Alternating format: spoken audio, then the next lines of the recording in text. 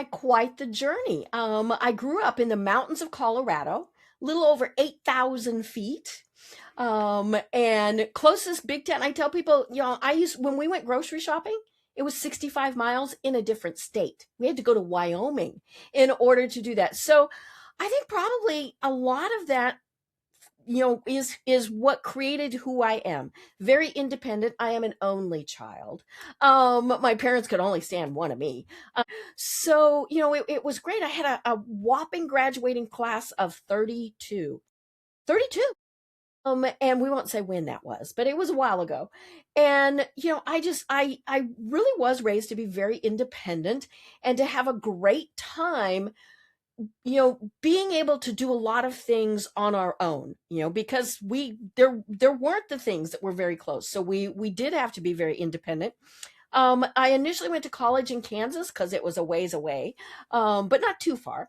But then I ended up back in Colorado and was there for quite a long time. I had several different jobs, started my own company there, Wise Women Communications, met my husband and was married there. And then in 2012, his company said, move to Atlanta or lose your job. And it didn't take too long for us to go, okay, we're going to go to Atlanta. We don't have kids, so it wasn't a matter of moving them. We did have to move the dogs and the cats, and so that was an experience.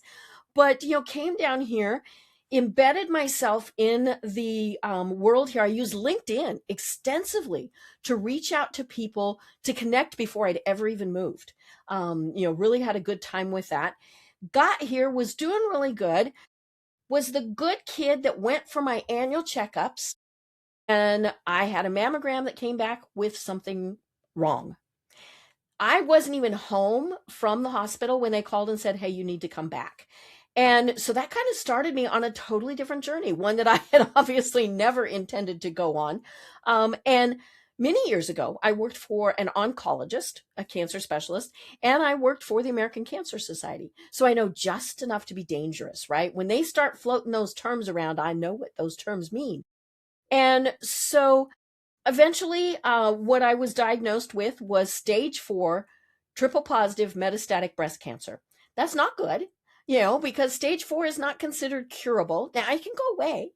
And bless its little heart, see, I live in the South now.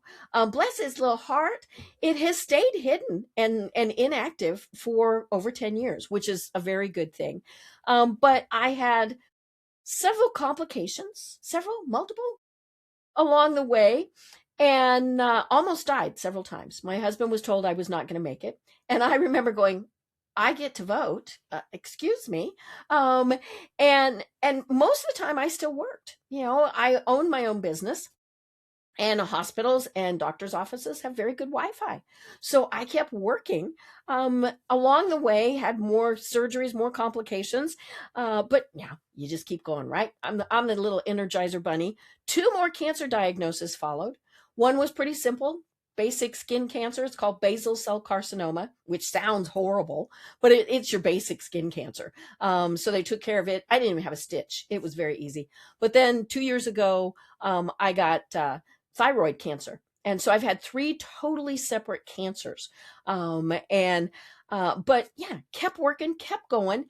But then I decided, at the behest or nudging, pushing from my business coach, to use what I had gone through to help others. And so I started something called Trying Not to Die.live. And it is to help anyone on a cancer journey. And now I am an integrative cancer coach. So I work with executives who are told they have cancer.